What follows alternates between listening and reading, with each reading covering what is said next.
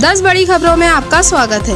प्रधानमंत्री नरेंद्र मोदी रविवार को मध्य प्रदेश दौरे पर रहे। उन्होंने पहले सिवनी फिर खंडवा में चुनावी सभा को संबोधित किया। सिवनी में पीएम बोले, कांग्रेस सीएम की कुर्सी के लिए नहीं लड़ रहे, नेता इसलिए लड़ रहे हैं कि आगे किसका बेटा कांग्रेस का मुखिया बनेगा।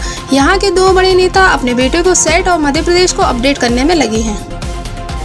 छत्तीसगढ़ में 7 नवंबर को पहले चरण की वोटिंग है। इससे 2 दिन पहले यानी 5 नवंबर को कांग्रेस ने अपना घोषणा पत्र जारी किया। रायपुर के राजीव भवन में प्रदेश प्रभारी कुमारी शैलजा और सीएम भूपेश बघेल राजनांदगांव में इसे लॉन्च किया गया। कांग्रेस ने इसे भरोसे का घोषणा पत्र कहा है। इसमें कहा गया है कि सरकार प्रति क्विंटल 3200 रुपए में धान खरीदेगी, 200 यूनिट तक बिजली फ्री मिलेगी, कृषक मजदूरों को साल में 10,000 रुपए दिए जाएंगे, केजी से लेकर पीजी तक मुफ्त शिक्षा भी दी जाएगी। अब हम आपको गाजा में ब्यूरिस शरणार्थी शिविर पर इजरायली हमले के बारे में अधिक जानकारी दे सकते हैं कि मध्य गाजा पट्टी में शिविर के कई घरों को निशाना बनाकर की गई इजरायली गोलाबारी के परिणाम स्वरूप लगभग 20 फिलिस्तीनी मारे गए और अन्य कई घायल भी हो गए हैं। लोगों को पीड़ितों को निकालने के लिए घरों के मलबे के नीचे खोजते हुए दिखाया गया। यहाँ तक कि 24 घंटे में ये तीसरा शरणार्थी शिविर पर हमला है। मगाजी और जवालिया शिविरों पर इजरायली हमलों में 50 से अधिक फिलिस्तीनी मारे भी गए।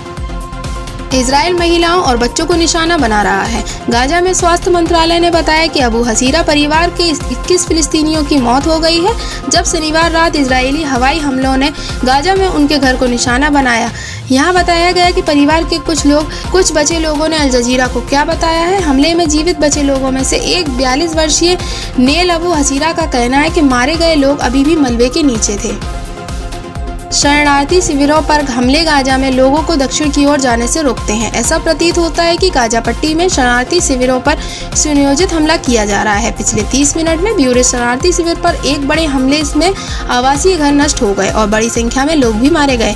हमें अभी तक इस हमले में हताहतों की सही संख्या नहीं पता है। मध्य और दक्षिणी गाजा में शरणार्थी शिविरों पर बार बार होने वाले हवाई हमले के कारण ही लोग दक्षिण की यात्रा के लिए सुरक्षित गलियारों की गारंटी देने की इजरायली घोषणा को गंभीरता से नहीं ले रहे हैं।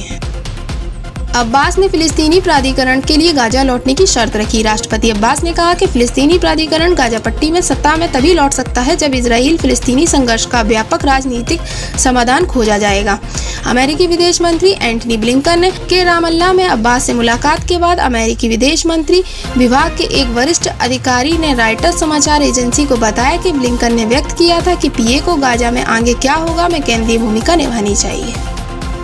सऊदी अरब ने परमाणु बम संबंधी टिप्पणी के लिए इजरायली मंत्री की आलोचना की। सऊदी अरब में एक इजरायली मंत्री की टिप्पणियों की कई शब्दों में निंदा की, जिन्होंने सुझाव दिया कि इजरायल के पास गाजा पर परमाणु बम गिराने का विकल्प है। विदेश मंत्रालय का हवाला देते हुए सऊदी राज संचालित समाचार एजेंसी के एक बयान में कहा गया कि इस तरह की टिप्पणियां दिखती हैं चरमपंथ और क्रूरता के हद तक इजरायली सरकार में घुसपैठ कर चुकी। घर का दरवाजा लेट खोला तो पत्नी को मार डाला। लखनऊ में कारोबारी ने बच्चे के सामने चाकू मारे, दरवाजा बंद करके खिड़की से कूदा। लखनऊ में एक बड़ी वारदात हो गई है। यहाँ दरवाजा लेट खोलने पर कपड़ा कारोबारी ने पत्नी की चाकू मारकर हत्या कर दी। वारदात के बाद आरोपी पति फ्लैट अंदर से बंद कर खिड़की से कूद गया। इस दौरान उसके सिर में चोट भी लग गई। अब यह अभी CGMU के ट्रामा सेंटर में भी भर्ती है। कॉलोनी के लोगों की सूचना पर पुलिस पहुंची तो कारोबारी के बेटे ने ही दरवाजा खोला। जम्मू कश्मीर पुलिस ने जमानत पर रिहा आतंकी गतिविधियों में लिप्त पाए गए आरोपियों पर निगरानी रखने के लिए GPS एंकलेट का इस्तेमाल शुरू कर दिया है। कश्मीर पुलिस ऐसा करने वाली देश की पहली पुलिस फोर्स बन गई है। भारत में सबसे पहला GPS ट्रैकर हिजबुल मुजाहिदीन से जुड़े एक ऑपरेटिव गुलाम मोहम्मद को पहनाया गया। गुलाम 2007 के टेरर फंडिंग केस में आरोपी हैं। GPS एंकलेट सिस्टम के तहत उनके टखने में लॉक पहनाया गया। इसके बाद उन्हें मूवमेंट की ट्रैकिंग पुलिस कंट्रोल रूम से की जाएगी। काशी हिंदू विश्वविद्यालय में कैंपस बंटवारे और वीमेन सिक्योरिटी को लेकर चल रहे आंदोलन के दौरान छात्रों ने 2 संगठन आपस में भिड़ गए। रविवार दोपहर ABVP और AISA संगठन के छात्रों के बीच बवाल और झड़प होने से गेट पर काफी अफरा तफरी मच गई। बताया जा रहा है कि इस दौरान पुलिस ने एक रिसर्च स्कॉलर को हिरासत में लिया है, उसे लंगा थाना लेकर गई है।